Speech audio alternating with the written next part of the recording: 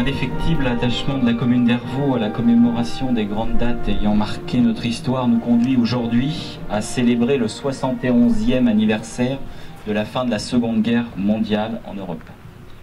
Depuis plusieurs années, nous constations que l'état du monument se dégradait malgré les travaux de réfection dont il faisait régulièrement l'objet. J'ai donc aujourd'hui le plaisir de présider à la cérémonie d'inauguration de ce nouvel ouvrage qui a fait l'objet de concertations multiples entre la commune et le Souvenir français. Je remercie très chaleureusement toutes celles et ceux qui ont permis en quelques mois que ce projet ambitieux voit le jour.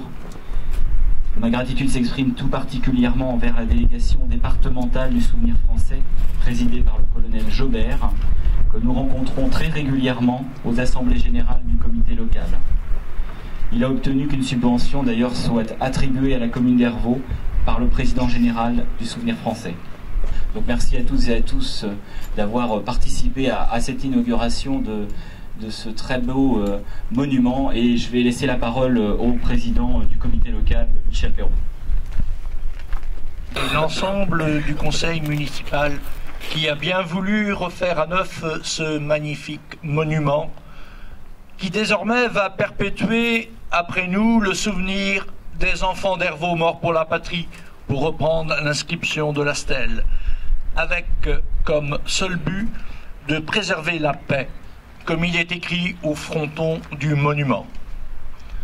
D'après les archives retrouvées en mairie, l'ancien monument a été érigé effectivement par le Souvenir français en 1948 ou 1949, grâce à la participation de généreux donateurs hervaudais.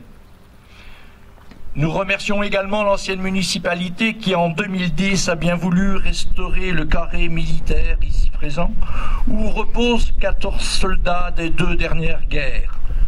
En effet, si nous sommes ici, c'est pour leur rendre honneur et entretenir leurs souvenirs. Je vais donc me permettre de les citer et faire déposer quelques fleurs sur leur tombe. Tout d'abord, Abel Léger, mort au Champ d'honneur dans la Somme le 24 avril 1918 à l'âge de 38 ans. À côté, nous honorons la mémoire des 2 frères Fontenot, Charles, mort pour la France le 18 juin 1915, et Rémy, tombé au Champ d'honneur le 19 avril 1915. Michel Touré, mort pour la France le 5 novembre 1918. 5 novembre, c'est-à-dire 6 jours avant l'armistice, à l'âge de 27 ans. Et nous avons passé Abel Gallard, qui est mort pour la France le 5 mars 1915, à l'âge de 23 ans. Et nous avons passé devant la tombe d'Albert Gallard et d'Alexandre Pierre Jolin. Et nous avons oublié de citer Georges Fournier, mort à l'hôpital militaire de Montpellier le 28 septembre 1919, à l'âge de 21 ans, sans parenté connue. Nous passons à la première rangée avec Fernand Poupin, qui est décédé à l'hôpital de Cherbourg le 21 juillet 1917. À ses côtés, Raoul Marceau, sergent au 119e Héry, mort pour la France le 14 juillet 1918, à l'âge de 30 ans.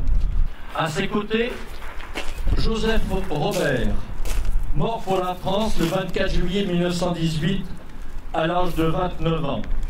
Ici repose Lucien Boucher, mort pour la France le 16 juillet 1919, à l'âge de 31 ans. Nous rappelons que c'était l'oncle de Fernand Boucher, notre ancien vice-président du Souvenir français.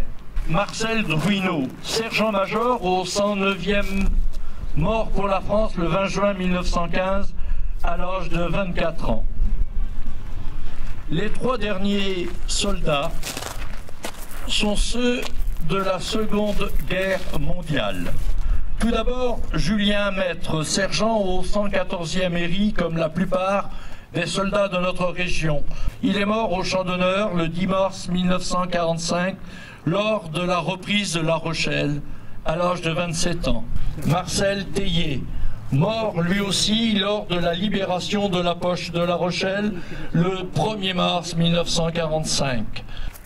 Enfin, au pied de cette croix qui a été rénovée, repose Émile Bourdin, mort pour la France en Prusse orientale le 31 janvier 1945 à l'âge de 31 ans. Il n'est pas de respect s'il n'est pas de mémoire. Il n'est pas de progrès si on oublie l'histoire. Au nom du souvenir, tu penses à ta patrie. Au nom de l'avenir, tu t'engages aujourd'hui.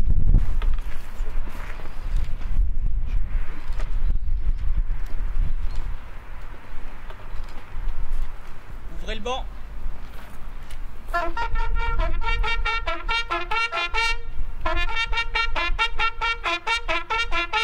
Le drapeau.